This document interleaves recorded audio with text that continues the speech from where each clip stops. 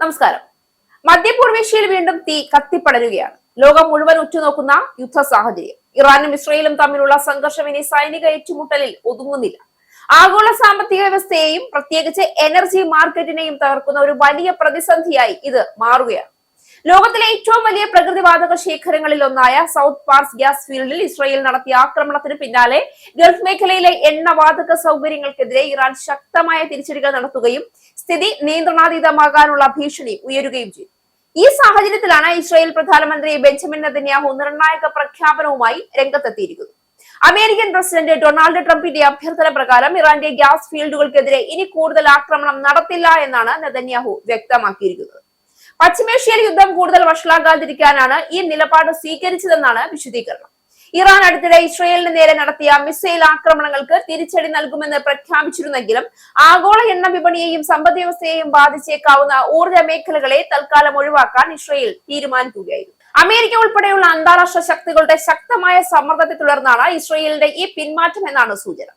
ഇറാനിലെ ആണവ നിലയങ്ങളോ എണ്ണവാതക കേന്ദ്രങ്ങളോ ആക്രമിക്കുന്നത് മേഖലയിൽ യുദ്ധം കൂടുതൽ സങ്കീർണമാക്കുമെന്ന് അമേരിക്കൻ പ്രസിഡന്റ് മുന്നറിയിപ്പ് നൽകിയിരുന്നു. ഊർജ്ജ സ്രോതസ്സുകൾക്ക് പകരം ഇറാന്റെ സൈനിക താവളങ്ങളെയും പ്രതിരോധ സംവിധാനങ്ങളെയും മാത്രം ലക്ഷ്യം വെച്ചുകൊണ്ടുള്ള കൃത്യമായ തിരിച്ചടിക്ക് ഇസ്രയേൽ പദ്ധതിയിടുന്നതായാണ് റിപ്പോർട്ടുകൾ സൂചിപ്പിക്കുന്നത്. എന്നാൽ ഈ തീരുമാനം ഒരു സമാധാന സൂചനയാണോ അതോ യുദ്ധത്തിന്റെ തന്ത്രപരമായ ഇടവേളയോ? ഇതിനിടയിൽ ഇറാൻ എനർജി ഇൻഫ്രാസ്ട്രക്ചറിനെ വീണ്ടും ലക്ഷ്യമിടുകയാണെങ്കിൽ സീറോ റെസ്ട്രെയിന്റ് ആയിരിക്കും പ്രതികരണമെന്ന കടുത്ത മുന്നറിയിപ്പും നൽകിയിട്ടുണ്ട്. ഇതിനോടൊപ്പം തന്നെ ഗൾഫ് രാജ്യങ്ങളിലെ LNG പ്ലാന്റുകളിലും എണ്ണ സൗകര്യങ്ങളിലും ഉണ്ടായ ആക്രമണങ്ങൾ ആഗോള വിപണിയിൽ എണ്ണവില കുത്തനെ ഉയരാൻ കാരണമായി.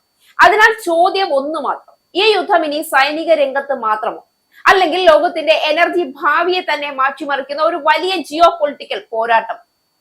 ഇസ്രായേലിന്റെ ഈ തീരുമാനം താൽക്കാലികമായ ആശ്വാസം നൽകുന്നതാണെങ്കിലും മേഖലയിലെ സമാധാനം ഇപ്പോഴും തുലാസിലാണ്.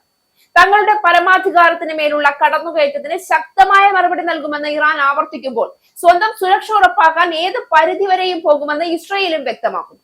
വരും ദിവസങ്ങളിൽ ഇസ്രായേൽ നടത്താൻ പോകുന്ന നീക്കങ്ങൾ പശ്ചിമേഷ്യയുടെ ഭാവി നിർണ്ണയിക്കുന്നതിൽ നിർണായകമാണ്. ഇപ്പോൾ ലോകം കാത്തിരിക്കുന്നത് അടുത്ത നീക്കത്തിനായാണ്. ഇസ്രായേൽ ആക്രമണം നിർത്തിയെന്ന് പറയുമ്പോഴും യുദ്ധം അവസാനിച്ചതായി പറയാൻ കഴിയില്ല എന്നതാണ് വാസ്തവം.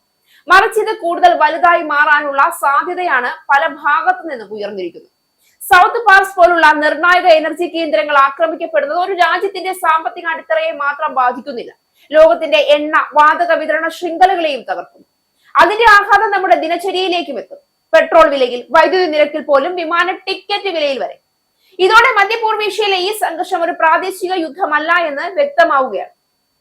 ഇതൊരു ഗ്ലോബൽ എനർജി വാറായി മാറുകയാണ്. നെതന്യാഹുവിന്റെ തീരുമാനം യുദ്ധം താൽക്കാലികമായി മന്ദഗതിയിലാക്കുമോ, അല്ലെങ്കിൽ ഇറാന്റെ മുന്നറിയിപ്പ് പോലെ അടുത്ത ആക്രമണം കൂടുതൽ അപകടകരമാകുമോ? ലോകശക്തികൾ ഇടപെട്ട് സമാധാനം കൊണ്ടുവരുമോ, അല്ലെങ്കിൽ ഈ തീപ്പൊരി കൂടുതൽ രാജ്യങ്ങൾ ഉൾപ്പെടുത്തി വലിയ സംഘർഷമായി മാറുന്നു? ഇതിന്റെ ഉത്തരങ്ങൾ ഇനി വരുന്ന ദിവസങ്ങളിലാണ്. പക്ഷെ ഒരു കാര്യം വ്യക്തമാണ്: ഈ യുദ്ധം അവസാനിക്കുമ്പോൾ മധ്യപൂർവേഷ്യയിലും ലോകത്തിന്റെ എനർജി രാഷ്ട്രീയവും പഴയതുപോലെ ആയിരിക്കില്ല.